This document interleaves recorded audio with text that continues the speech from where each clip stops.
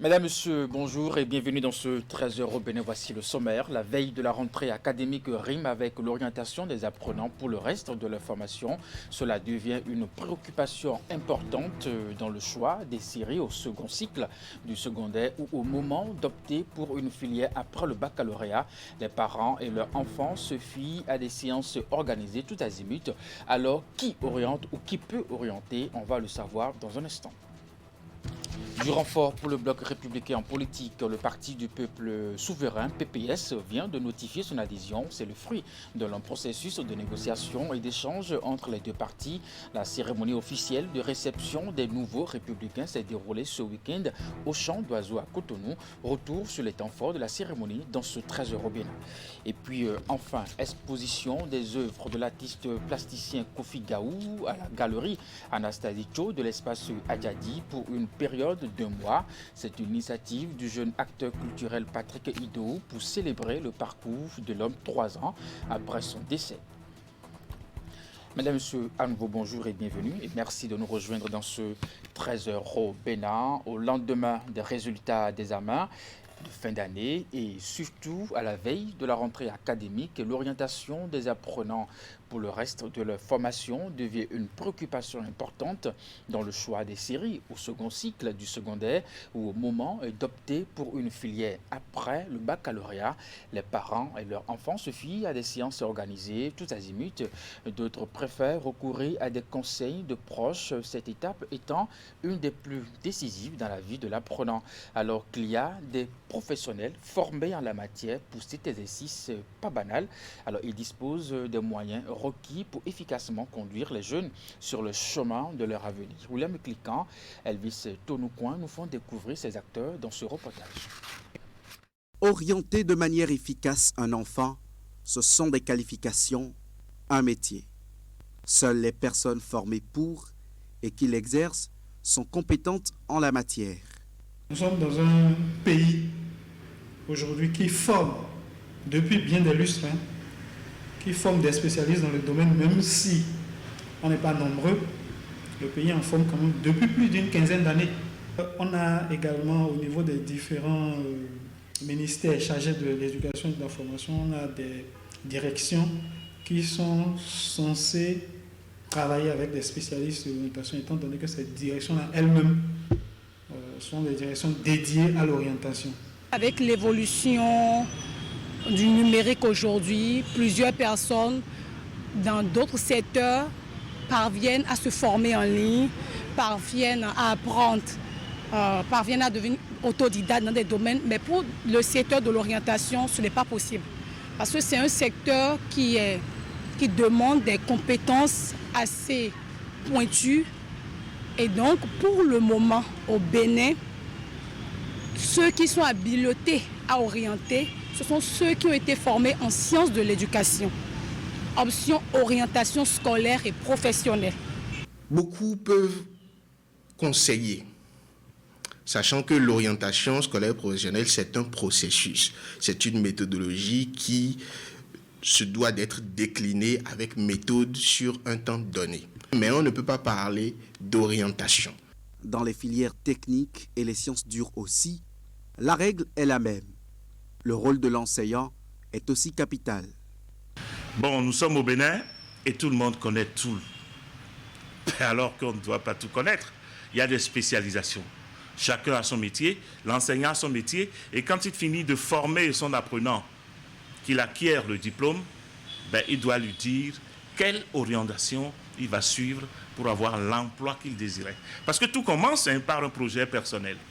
C'est surtout ces enseignants aujourd'hui en situation de classe, que ce soit au collège comme à l'université, qui sont imbus de patriotisme et qui comprennent les défis qui attendent notre pays, qui sont les défis sur le plan de la technologie, de l'auto-emploi de la jeunesse, de la sécurité, et j'en passe. Et donc c'est ceux-là qui sont même enseignants de ces matières scientifiques, des mathématiques, des physiques, qui doivent en fait démystifier la matière comme nous le faisons un peu partout dans le pays. En 2018, nous avons conçu l'entonnoir de l'orientation. Entonnoir de l'orientation par Abalo et Rontonji. 5 phases. La première phase, c'est l'information générale. Deuxième phase, la phase plus spécifique. Cette phase plus spécifique, parfois, se fait dans les salons d'orientation, dans les journées. Troisième niveau, maintenant, c'est le travail direct avec le conseil. Et vous allez vous rendre compte donc que dans le processus, la plupart du temps, les jeunes s'arrêtent au deuxième niveau. À cette troisième étape-là, projet d'orientation professionnelle doit sortir. La quatrième étape maintenant, c'est la mise en exécution du projet d'orientation. La dernière phase, c'est le suivi. Moi, j'ai connu un jeune qui voulait faire la médecine. Il a fait au moins 3 ou 4 fois le concours de médecine. Ça ne lui a pas marché. Et je lui ai dit, tu as des compétences pour être expert comptable. Au même moment où tu peux te décider à être médecin pour soigner les hommes, tu peux aussi te décider à être expert comptable et soigner les entreprises. Au départ, il me l'a accepté. Et puis, il a réfléchi, et il envoie sur mon portable un petit message. Ah, papa, attention, la biologie est pour moi ce que l'économie est pour vous. Vous voyez, il m'a battu. Aujourd'hui, il est spécialiste d'analyse biomédicale. C'est toujours dans le domaine. Il faut avoir une bonne maîtrise, d'accord, de la demande du marché socio-professionnel. Et cela est souvent possible à travers une bonne communication entre le ministère du Travail et de la fonction publique et le ministère de l'Enseignement supérieur et de la recherche scientifique. Souvent, les enfants ont l'amour pour les sciences, mais à travers les évaluations, malheureusement, on constate que beaucoup d'enseignants transforment les évaluations comme des punitions. Il faudra punir l'enfant, montrer à l'enfant qu'il ne connaît rien, ou il faut lui faire peur, où l'enseignant se transforme carrément en un mythe. C'est ça qu'il faut éviter. Parce qu'au fond, le problème aujourd'hui de désamour poussé des apprenants béninois pour l'amour pour les sciences, c'est un problème profond. Et c'est un problème d'abord psychologique. Beaucoup d'enfants sont traumatisés. Au supérieur, le gouvernement met à disposition des guides d'orientation. Ils viennent combler un vide qui a longtemps perduré, mais il reste encore à faire. Je puis dire que ce document aide certains apprenants à mal s'orienter. Nous avons eu des cas. Parce que pourquoi? Le document est très volumineux. Une information incomplète ou une information insuffisante est plus dangereuse en orientation qu'une information non connue. Mais pour ce qui est déjà mis en place, comment est-ce qu'on peut l'améliorer? C'est d'impliquer un peu plus les parents et les corps de métier. L'orientation doit démarrer depuis la classe de 6e pour un réel suivi des apprenants et une diminution drastique du taux de chômage. Il s'agit de dresser le tableau des effectifs. Après Parakou en 2021, c'est Djougou qui a abrité l'université de vacances édition 2022. Les enseignants des lycées du Bénin se sont retrouvés au centre de formation technique et professionnelle de cette ville pour échanger sur la problématique de la valorisation des métiers. Cette initiative du ministère de l'enseignement secondaire technique et de la formation professionnelle vise à donner un nouveau souffle de dynamisme à l'apprentissage technique démarré le 31 août dernier. Cette rencontre a connu son épilogue ce week-end. Voici le compte rendu avec Alassane Arouna, Abdou Sabi Trissou. C'est dans cette ambiance de gaieté que l'université de vacances de l'enseignement secondaire, technique et de la formation professionnelle, édition 2022, a pris fin. Démarré le 31 août dernier, ce rendez-vous du donner et du recevoir de haut niveau académique a permis aux participants des différents lycées techniques du Bénin de se pencher sur la problématique de la valorisation des métiers pour une insertion professionnelle garantie. Mesdames et messieurs, je voudrais donc saluer le choix de la thématique de cette édition qui témoigne de la vision selon laquelle le FTP permet à l'individu d'acquérir des compétences devant contribuer à son insertion sociale, au développement de sa personnalité et à son épanouissement intégral. Ce n'est un secret pour personne aujourd'hui. Ce sous-secteur est plus que jamais un véritable vecteur de la culture entrepreneuriale pour une employabilité à sens horizontal et non vertical, en rupture avec la vision unipolaire selon laquelle c'est l'État le pourvoyeur unique et exclusif de l'emploi.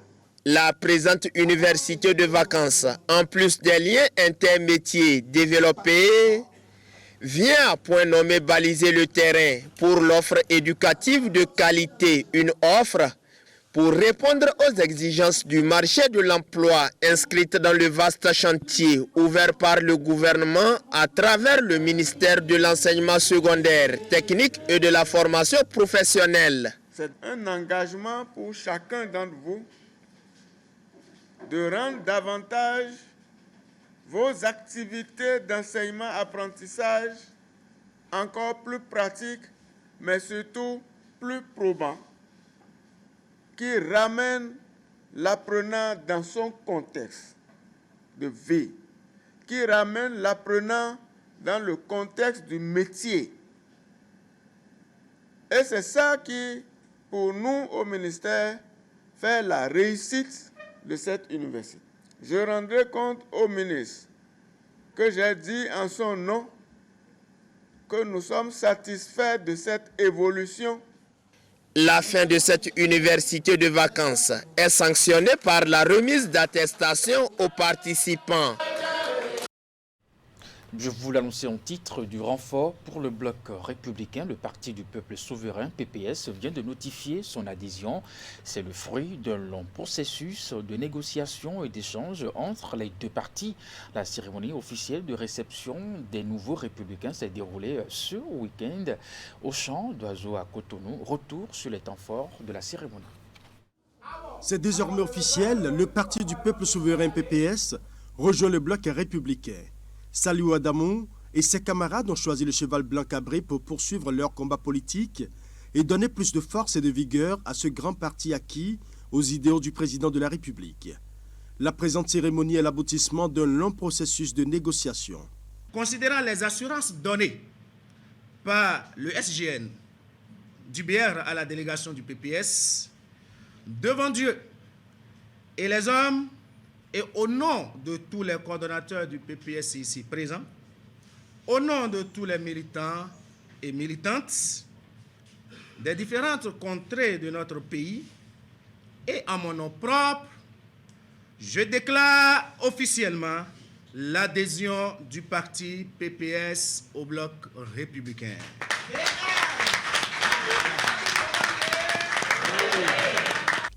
Les nouveaux républicains sont bien reçus dans leur famille d'accueil. Le tapis rouge leur est dressé. Ils reçoivent les conseils et les encouragements nécessaires, susceptibles de faciliter leur intégration au sein du bloc républicain.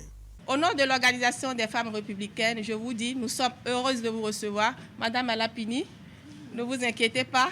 Le bloc républicain est le parti qui concourt à l'épanouissement des jeunes et des femmes. La célébration ici que nous faisons aujourd'hui, c'est l'œuvre de Dieu. Cotonou, comme un jeu sur le terrain politique, attendait de peaufiner l'équipe d'attaquants de pointe. Nos finisseurs sont là. Je voudrais rassurer Monsieur le Président pour vous dire que c'est avec beaucoup de bonheur que le BR accueille le PPS en son sein. Votre place est déjà toute réservée. Il y a déjà un mécanisme mis en place pour nous permettre d'accueillir et d'insérer les membres des partis qui rejoignent le BR. L'adhésion ainsi actée donne carte blanche à Saliou Adamou et à ses camarades pour désormais tenir haut l'étendard du bloc républicain partout où besoin sera sur l'ensemble du territoire national. Le mouvement populaire de libération et l'Institut supérieur agro-pastoral de biotechnologie et de l'environnement nouent un partenariat pour le bonheur des jeunes béninois. 231 bourses seront ouvertes, offertes bien entendu aux étudiants désireux d'entreprendre dans le domaine de l'agriculture, des formations dont les frais sont en partie pris en charge par le MPL sur une durée de 3 ans. La cérémonie de signature de convention s'est déroulée dans l'après-midi de ce vendredi, bien entendu, au siège du parti à Cotonou. Voici le compte rendu. Voici l'acte juridique qui officialise le partenariat entre le Mouvement populaire de libération et l'Institut supérieur agro-pastoral de biotechnologie et de l'environnement. Vive Isalpap, vive la coopération entre le MPL et Isalpap. Voilà. Une signature de convention entre les deux parties qui mettent à la disposition des jeunes 231 bourses d'études sur l'ensemble du territoire national à raison de 3 étudiants par commune, dont 2 filles et 1 garçon. En plus des programmes de formation, il est prévu un accompagnement conséquent des jeunes qui bénéficieront de ces bourses. Cette initiative permettra de financer les 30 meilleurs étudiants à la fin du cycle de formation, d'assurer la protection individuelle pour chaque étudiant, l'envoi des 3 premiers en France à compter du master, la présentation de tous les étudiants de 2e année au concours d'entrée dans 10 grandes écoles de la France, des stages pour les 5 premiers à l'extérieur, la prise en charge des 2 premiers ayant 14 de moyenne à l'examen de licence durant leur cycle de master. Au-delà de ces activités de formation citoyenne et de militantisme politique, le Mouvement populaire de libération inscrit dans sa vision des formations universitaires qualifiantes des jeunes pour apporter sa contribution aux différents efforts de lutte contre le chômage au Bénin. Pour ce partenariat avec l'Institut supérieur agro-pastoral de biotechnologie et de l'environnement, le MPL prend en charge sur 3 ans une bonne partie des frais de formation aux métiers d'avenir. Monsieur le Président, nous pouvons vous dire aujourd'hui que nous disposons des ressources nécessaires pour assurer la conduite de cette convention qui sera signée. Cette convention ne sera pas une formalité, mais un document juridique que vous allez évaluer à la fin des 3 ans de formation des étudiants que vous allez nous envoyer. Je voudrais inviter également tous les autres acteurs politiques qui ont pris l'engagement d'accompagner les jeunes, d'accompagner la jeunesse du Bénin, qui aujourd'hui se trouve être la couche la plus exposée aux affres du sous-développement, aux affres du chômage. Je voudrais les inviter à jeter un regard un peu plus bienveillant à l'endroit de cette jeunesse pour que de plus en plus notre pays cesse d'être fabricant de jeunes qui n'ont rien à faire, comme vient de le dire le président de la FENAPEB, des jeunes qui, à la fin de leur cursus de formation, se retrouvent encore à la charge malheureusement de leurs parents. Les étudiants bénéficiaires de ces bourses seront formés dans les filières qui sont en phase avec la vision du parti. Le projet né de ce partenariat permettra à terme de mettre sur le marché de l'emploi des jeunes entrepreneurs de type nouveau capables d'appuyer les politiques agricoles du Bénin. Voilà, 3 ans, c'est donc la durée de ce partenariat qui offre 231 bourses, bien entendu, aux étudiants désireux entreprendre dans le domaine de l'agriculture. Dans la suite de ce trésor au Bénin, les mariages précoces et des grossesses en milieu scolaire et d'apprentissage contribuent jusqu'à ce jour à la déscolarisation de bon nombre de filles au Bénin. Cette situation amène, bien entendu, le gouvernement à initier le projet d'autonomisation d'adolescentes et filles pour rendre l'initiative pratique. Il est procédé à Diakotomé ce jeudi au lancement de la formation professionnelle de 700 d'entre elles qui sont déscolarisées. À Sionmo, Kayan Sionmo, Florent Dou. 700 adolescentes bénéficient d'une formation au métier porteur tel que le décrit le lancement officiel fait à Diakotomé dans le Koufou. Ce sous-projet souhaite confier à plan international Bénin porte sur l'autonomisation des filles et des femmes dans 7 départements du Sud, Atlantique, Littoral, Ouémé, Plateau, Mono, Koufou et Zou. La formation contribuera à l'amélioration des capacités économiques des bénéficiaires à s'investir dans des activités professionnelles novatrices. Nous lançons 700 filles en formation sur les métiers d'installation de maintenance en panneaux solaires, sur la réparation de téléphones mobiles et également sur l'élevage de volailles et de petits bétails.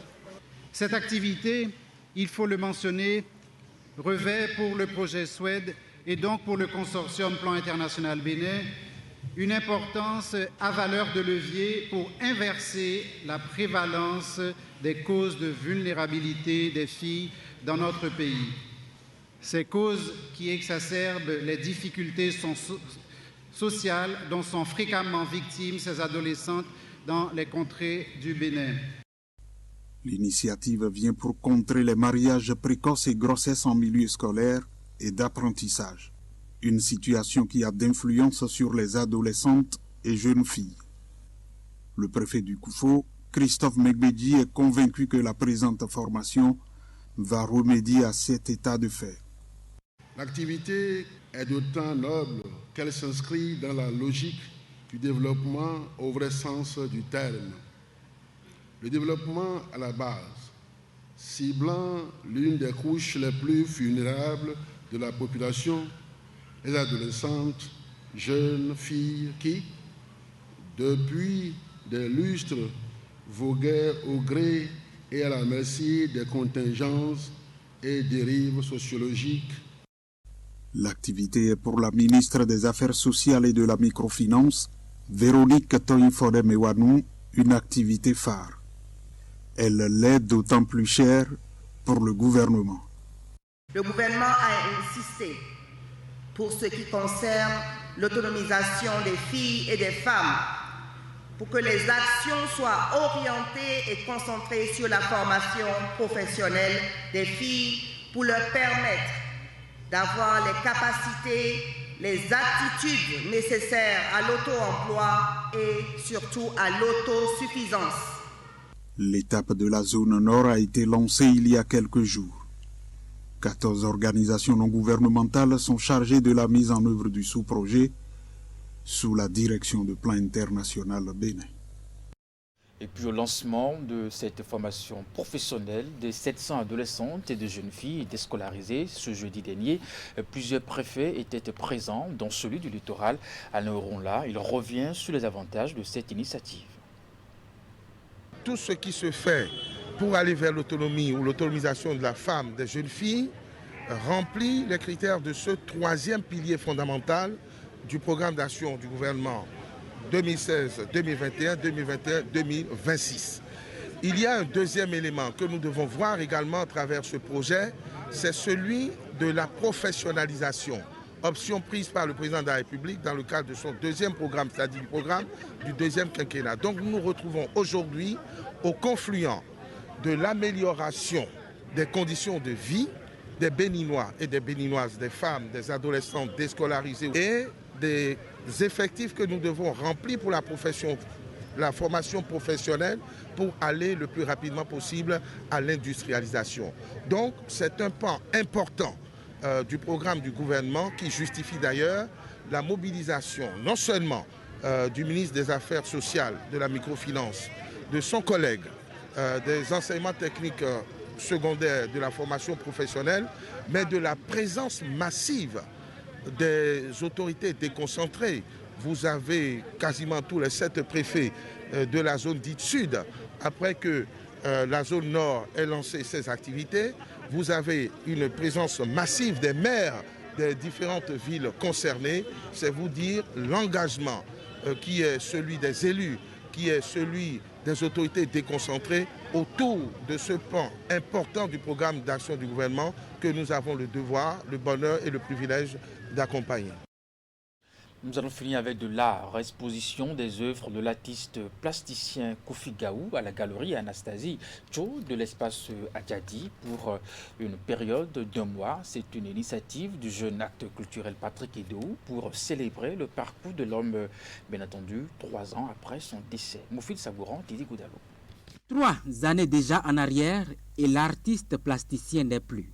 Il s'agit bien là de Kofi Gaou, dont les œuvres sont ici exposées à la galerie Anastasie Cho de l'espace Adjadi qui côtoie le lac Toho dans l'arrondissement de Pao. 1 mois durant, ces créations de l'homme seront contemplées par le public béninois. Il est vrai que ce n'est pas totalement parfait le cas dans lequel nous sommes en train de vous recevoir, mais c'est l'ambition, c'est la volonté, la détermination qui nous amène pour contribuer au développement de la valorisation du patrimoine culturel et touristique de notre nation de Bénin. 24 août 2019, 24 août 2022. Cela fait maintenant 3 ans que nous a quitté la légende Kofi Gaou, mais pour ses œuvres et sa passion pour la culture béninoise, nous ne nous lassons de nous rappeler de lui. Et depuis qu'il est parti, c'est la toute première activité officielle que nous menons. Je dis nous parce que je me considère comme étant de la famille, n'est-ce pas? Oui. Je me considère comme étant le garçon aîné de Kofi Gaou. C'est une manière pour ses proches du monde artistique et même sa famille de se rappeler du parcours de Kofi Gaou qui, de son vivant, a laissé des traces indélébiles dans le secteur.